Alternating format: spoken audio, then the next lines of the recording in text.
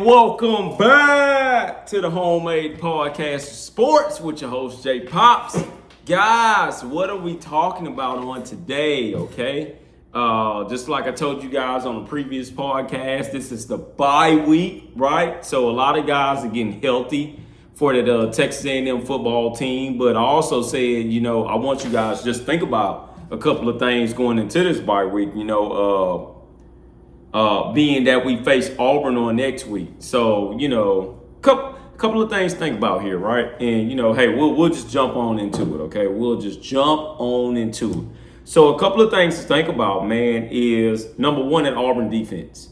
And the reason why I say that is because I think we all felt that Texas A&M would get tested on last game against Notre Dame, being that they were at Notre Dame on the road. It was a lot that was working against them, history, and stuff like that. But just including, Marcus Freeman and how the way he coaches their defense.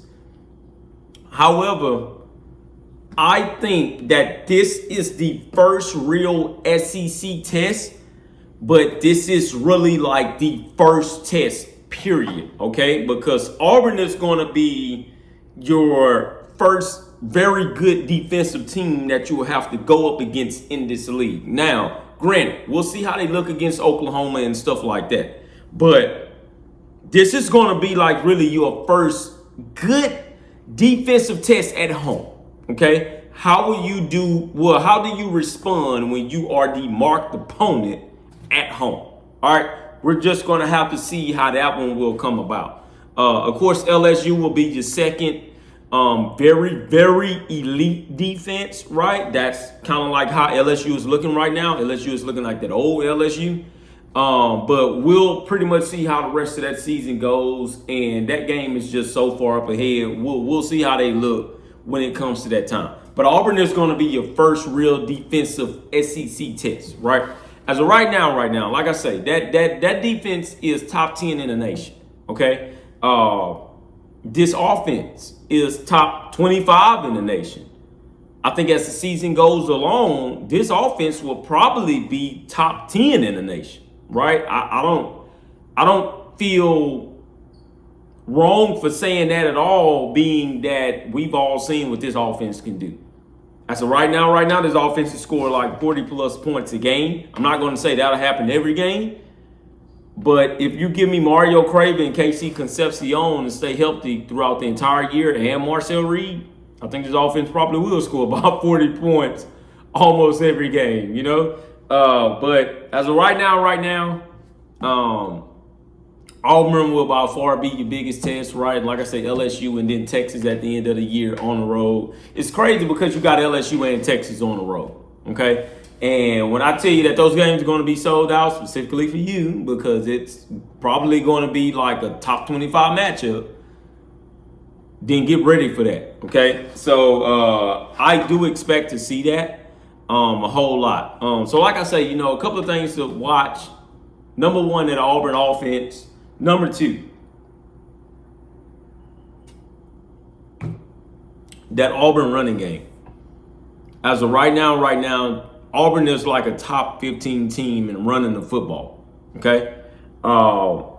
As of right now, Texas A&M defense is like number 79 nationally in running the football. I'm not sure what the number is so far as SEC-wise, but they are ranked like 79th nationally on, I'm talking about running the football, on run defense. We're going to have to tighten it up. We tightened it up against Notre Dame. This time around, you're going against more of like an option style running game. So we are really going to have to see how that's going to go, when we start facing those guys. Auburn is going to give you a lot of looks. The looks is going to be like it's looking this way, but then again, it's going to be the other way, okay? So we're going to have to see how that running game, how that run defense is really going to start fitting those gaps and stuff like that. What's crazy is that if you was to tell me today that Texas A&M, so far as tackles for loss, is up there with some of the best in the country, I would have said you was a lot. But as of right now, Texas A&M is tied for like top 15 in the country when it comes to tackles for loss. I think they sit up top and they sit smack dead, like not too far from Auburn. And if I'm not mistaken, them and Auburn are, and some other teams are tied for tackles for loss in the country. This is going to be a fascinating game. Okay, this is going to be very fascinating. It's going to come down to will Texas A&M defense really show up to the party, ready to play, despite what they've looked like over a 3-game stretch, in which were all non-conference games, by the way. So, who knows how they're going to look in conference-wise. Like that's a whole lot that's left to be said, okay? Also, another thing just to watch out for, this Auburn passing attack offensively. Auburn is not a good team passing the football, but then again, I don't think they want to rely a lot on Jackson Arnold to make a lot of plays passing the football. I know Hugh Freeze by now. Hugh Freeze has something up his shoulder. Something up his sleeve. And he's going to show some passing in that Oklahoma game.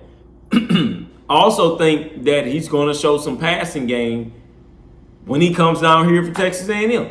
All right. What I will say is this here. A&M looks very good passing defense-wise. A lot of people may not want to think that because of what they seen in the Notre Dame game. But A&M does look good passing defense-wise. I think Des Riggs is starting to look like that 5-star cornerback. I've told you guys that before. But I also think Will Lee is still a shutdown corner. I still think Tyreek Chappelle is damn good, okay? Also still think that Julian Humphrey is still good. I think now you start to see this defense start to come alive, all right? Mark my words on that. I think this defense is going to show up to the party playing in that Auburn game, and don't be shocked if you see A&M potentially, and I'm going to go ahead and lay out my score prediction right now, in which I'm going to stick with that score prediction. I'm going to say that Texas A&M wins that football game 45-28. Okay, I'm going to say that again. I think Texas A&M wins that football game 45-28. I think that game stays very intriguing leading up to like mid-third quarter.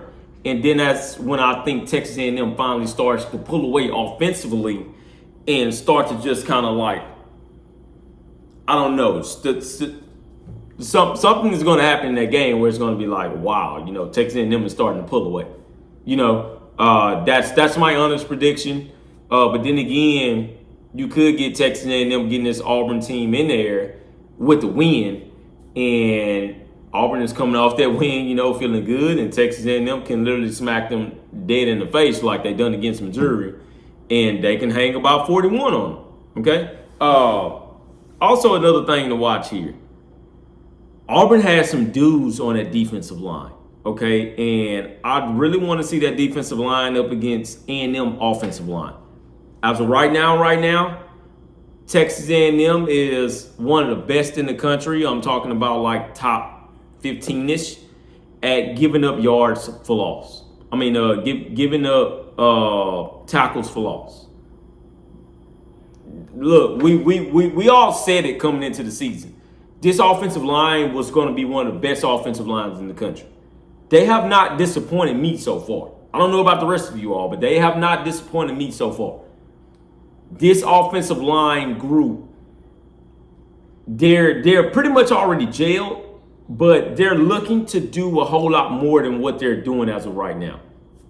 I was watching Orange Bloods today, in which is the Texas page on YouTube, because it ran across my feed, and they said something very interesting.